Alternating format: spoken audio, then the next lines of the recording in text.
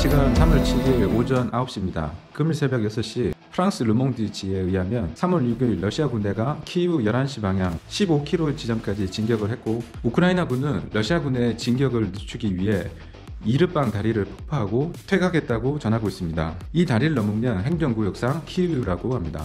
러시아군의 고질적인 문제인 보급 문제가 점차적으로 해결되고 있고, 무리한 진국보다는 보급선을 유지하면서 점진적으로 진군을 하고 있으며 가용 가능한 모든 전차와 차량을 이용하여 격렬한 저항을 하고 있다 전했습니다. 프랑스 언론에서는 키이우 포위가 진행이 되면 우크라이나 망명 정부를 준비해야 된다며, 젤렌스키는 반드시 살려야지 우크라이나 군의 전쟁 동력이 꺾이지 않는다는 이야기가 나오고 있을 만큼 전쟁 상황이 우크라이나 측에 어렵다고 프랑스는 바라봅니다.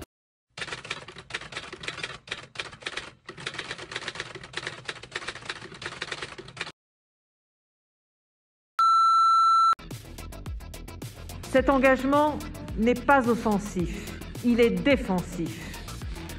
L'Alliance ne menace pas la Russie.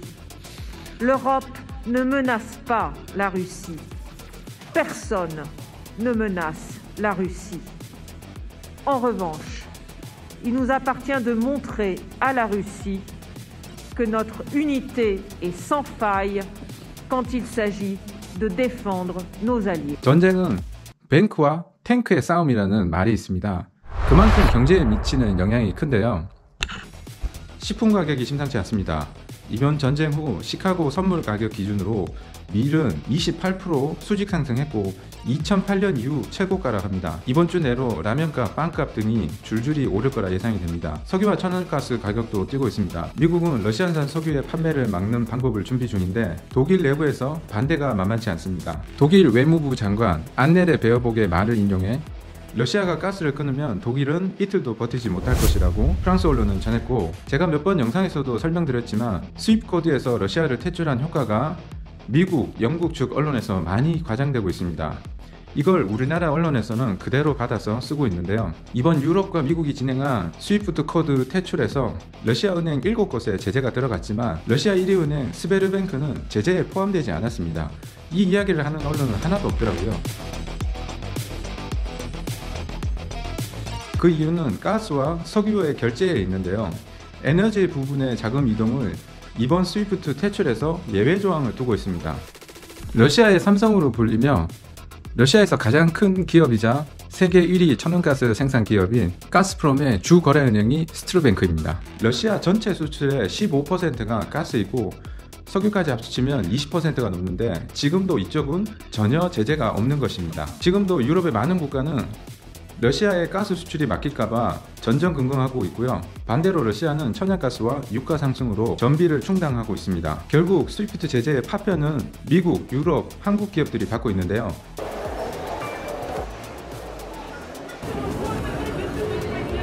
이케아, 삼성, 애플, 코카콜라, 비자카드, 마스터 등 글로벌 기업들과 루이비통, 샤넬, 에르메스 등 명품 기업들이 러시아 내 업무 중단을 하는 것은 단순하게 러시아 경제 제재에 동참한다고 보면 안 되고요. 기업이 수익을 내도 물건 대금 이동이 차단되어 언제 돈을 회수할 수 있을지도 미정인 상태에서 기업을 유지할 수 없어 거기에다 국제적인 여론까지 좋지 않아 이미지를 망칠 수 있으니 일단 큰 비는 피하자는 의미에서 접는 것입니다. 3월 6일 프랑스 몽펠리에서는 27개국 유럽 경제부 장관들이 모여서 우크라이나 난민 지원에 대한 회의를 가졌고요. 그 결과는 오늘 내일 나올 거라 예상이 됩니다. 이 회담은 누가 얼마나 낼 것인지를 정하는 건데 치열한 삿바 싸움이 시작되겠습니다. 제가 올리는 전황에 대한 뉴스가 한국에 계신 많은 유튜버님들과 또 한국의 언론 매체들과 다른 부분이 많다고 이야기하시는 댓글들이 많습니다. 사실 그 부분은 저도 참 많이 고민이 되는데요. 핵심적인 것은 베이스 소스가 다르기 때문입니다. 저는 프랑스 언론을 중심으로 BBC, 스카이뉴스, 알자지라 등의 방송을 참조해서 만들고 있는데요. 지난번 영상에서 말씀드린 것처럼 러시아 내부에서는 언론 검열이 강해서 인테르팍스 등 국영 언론들조차도 전쟁에 대한 기사를 제대로 쓸 수 없는 상태이고요. 유럽과 미국 정부에서는 러시아 언론에 대한 제재를 발표를 해서 RT든 러시아 언론을 대변하는 언론 매체들은 지금 유럽 국가 및 전 세계 국가에서 방송이 중단된 상태입니다. 현재 나오는 전쟁에 대한 상황은 대부분 우크라이나 정부 측에서 배포한 자료를 근거를 하고 있는데요. 러시아 언론 방송은 다른 나라에서 볼 수 없도록 유튜브, 트위터, 페이스북 등이 차단되었습니다. 저는 개인적으로 우크라이나 군의 승리를 응원하는 사람 중에 한 명입니다. 그러나 젤렌스키 정부의 여론전은 조금 과장되어 있다고 판단하고 있습니다. 젤렌스키 정부에서 폭파 영상과 군 포로 영상 등을 집중적으로 인터넷이나 트위터에 올리도록 독려를 하고 있고, 패각한 곳에서도 승리했다고 발표하는 등의 여러 정황이 확인되어서 개인적으로 중심을 잡으려고 노력 중에 있습니다. 프랑스 군사 전문가는 양측이 전선이 구축되어 있고 이제는 하루에 수킬로미터씩 전진과 후퇴를 반복하는 지루한 전쟁이 될 거라고 이야기를 하고 있으며, 이미 요새화된 키이우의 함락에는 수주가 걸릴 수도 있어 양측에 큰 피해가 날 수 있다고 전하고 있습니다. 이번 주에는 키이우 전투와 오데사 전투, 젤렌스키의 키이우 탈출 등이 가장 큰 이슈가 될 것 같고요.